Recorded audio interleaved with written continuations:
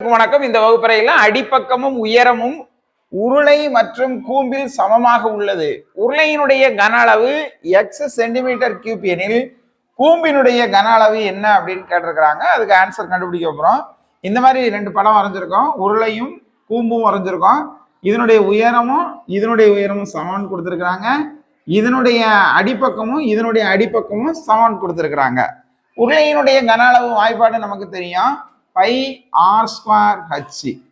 இந்த pi r ஸ்கொயருடைய மதிப்பு மதிப்பு நமக்கு எக்ஸ் சென்டிமீட்டர் கியூப்னு கொடுத்துருக்குறாங்க.